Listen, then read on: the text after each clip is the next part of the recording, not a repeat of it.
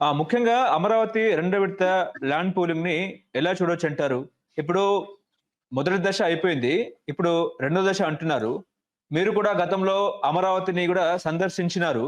ఇప్పుడు రాష్ట్ర ప్రభుత్వం ఏమో కేబినెట్ కూడా ఆమోదం తెలిపింది ఏంటంటే రెండో విడత ల్యాండ్ పూలింగ్, అదే విధంగా మూడో విడత ల్యాండ్ పూలింగ్ కూడా సన్నద్ధం కావాలంటూ కూడా రాష్ట్ర ప్రభుత్వం భావిస్తున్న నేపథ్యంలో కాంగ్రెస్ పార్టీ సీనియర్ నాయకుడిగా ఏం చెప్తారు సార్?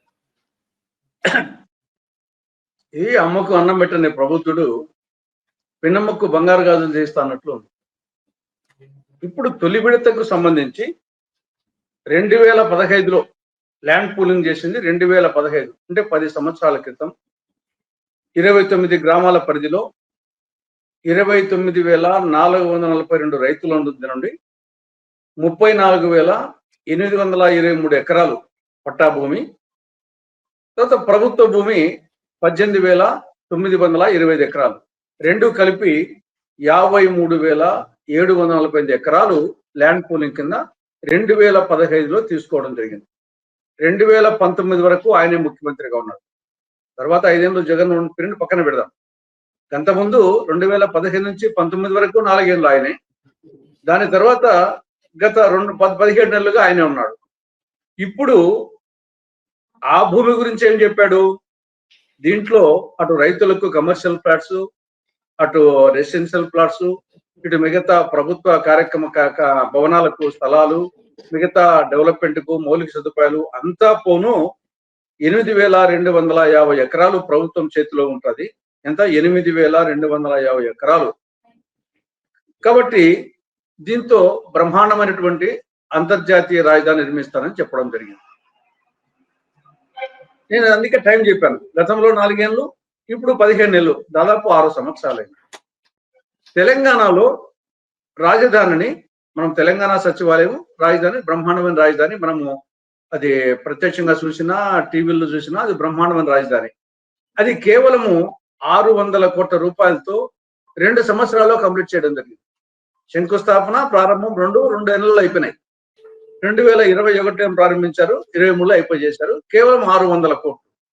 ఇక్కడ గతంలో 4 ఏళ్ళు ఈయనే ఉన్నాడు, ఇప్పుడు 15 నెలలు, ఇంకా అక్కడ అతిగతి లేదు. కాబట్టి ఆ యొక్క ఆల్రెడీ సేకరించినటువంటి 53,748 ఎకరాలు చేతిలో ఉంది. దాని గురించి ఆలోచించకుండా ఇప్పటికీ ఆ రైతులకు వాళ్ళకు కమర్షియల్ ప్లాట్స్ లో కానీ రెసిడెన్షియల్ ప్లాట్స్ లో కానీ వాళ్ళకు ఇంకా వాళ్ళ ప్లాట్స్ ఎక్కడ ఉన్నాయో కూడా వాళ్ళకి చూపించలేదు. అక్కడ వచ్చేసి మౌలిక సదుపాయాలు లేవు, లేఅవుట్స్ వచ్చేసి తయారు చేయలేదు. కాబట్టి వాళ్ళు నివాసం ఉండేదానికి లేదు, ప్లాట్స్ కట్టుకునేదానికి లేదు, భూములు అమ్ముకునేదానికి లేదు. వాళ్ళ భూములు ఎక్కడో వాళ్ళకే ప్లాట్స్ తెలియని పరిస్థితిలో ఉన్నారు. ఇంకా అటువంటి పరిస్థితుల్లో దాని గురించి ఆలోచించకుండా ఇంకా అదనంగా వచ్చేసి 44,677 ఎకరాలు ఇంకా కావాలా. దాంట్లో రెండో విడత పూలింగ్ కింద 20,494 ఎకరాలు రెండో విడత కింద, మిగతా 24,000 చిల్లర మూడో విడత కింద తీసుకుంటామని చెప్పడం ఇది ఒక ఏమాత్రము సమంజసం కాదు. ఉన్నదాన్ని వచ్చేసి కంప్లీట్ చేసేసి దాన్ని అక్కడున్న రైతులకు వచ్చేసి వాళ్ళకు ప్రయోజనం కలిగించే ఆటోమేటిక్ గా నెక్స్ట్ ల్యాండ్ పూలింగ్ కు అవసరం అనుకుంటే ప్రజలు ముందుకు వస్తారు. ఇప్పుడు ఏం అవసరం వచ్చింది? నీ చేతిలో ఉండింది ఇంకా వచ్చేసి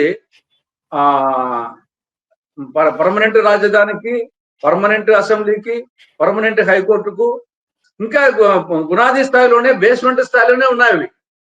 మిగతా కొన్ని ఎమ్మెల్యే క్వార్టర్స్, మంత్రుల క్వార్టర్స్ అవి కొంచెం అడ్వాన్స్ స్టేజ్ లో ఉన్నాయి. కానీ మిగతా మౌలిక సదుపాయాలు కానీ, రెసిడెన్షియల్ పార్ట్స్ కానీ, కమర్షియల్ పార్ట్స్ కానీ, permanent secretariat, permanent assembly, permanent high court, ఇవన్నీ కొన్ని మొదలే పెట్టలేదు, కొన్ని బేస్మెంట్ స్థాయిలో ఉన్నాయి.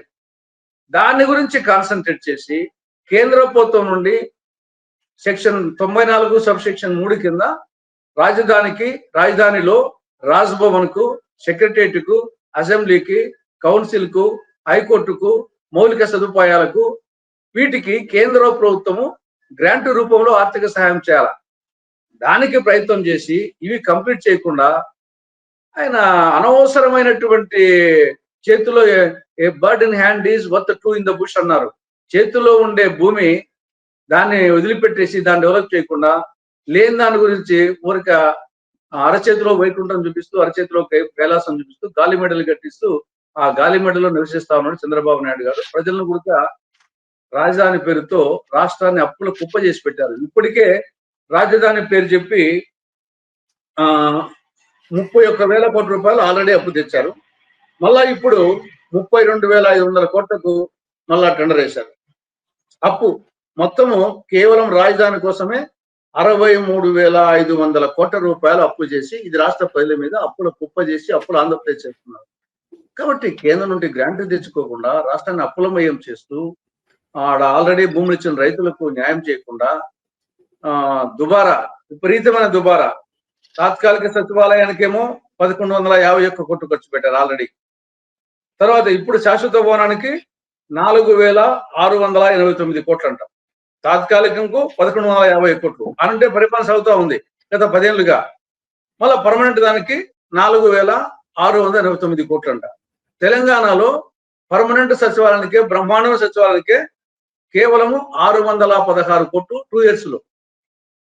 దీనికి తాత్కాలిక సచివాలయానికి 1,151 కోట్లు, పర్మనెంట్ సచివాలయానికి 4,689 కోట్లు. ఈ దుబారాగా ఏమనాలా? కాబట్టి ఒకవైపు దుబారా, ఒకవైపు అప్పు, ఒకవైపు మళ్ళీ ఏమి సెల్ఫ్ ఫైనాన్స్ అని చెప్పాడు. అయితే ఆయనే ఇది సెల్ఫ్ ఫైనాన్స్, మా ప్రభుత్వం మీద బడ్డనే పడదు, అప్పులకు అవసరమే లేదు, ఈ 8,250 ఎకరాల చేతిలో ఉంటుంది, దాన్ని అమ్మడం ద్వారా అంటే రియల్ ఎస్టేట్ వ్యాపారం చేయడం ద్వారా కొన్ని కోట్ల రూపాయలు వస్తుంది. ఆ కోట్ల రూపాయలతో అమరావతిని డెవలప్ చేయొచ్చు, ఇంకా రాష్ట్రం అంతా ఖర్చు పెట్టి డెవలప్ చేయొచ్చు. కాబట్టి సెల్ఫ్ ఫైనాన్సింగ్ ప్రాజెక్ట్ అన్నాడు. ఇప్పుడేముంది? సెల్ఫ్ ఫైనాన్స్ లేదు, దుబారా, అప్పు, మళ్ళీ ల్యాండ్ పూలింగ్ అనేది మళ్ళీ కొత్త ల్యాండ్ పూలింగ్.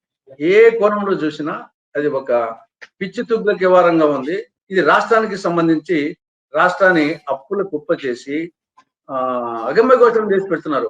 ఈయన ఏదో ప్రజా రాజధానే కావాల్సింది, ఒక అంతర్జాతీయ నగరమా?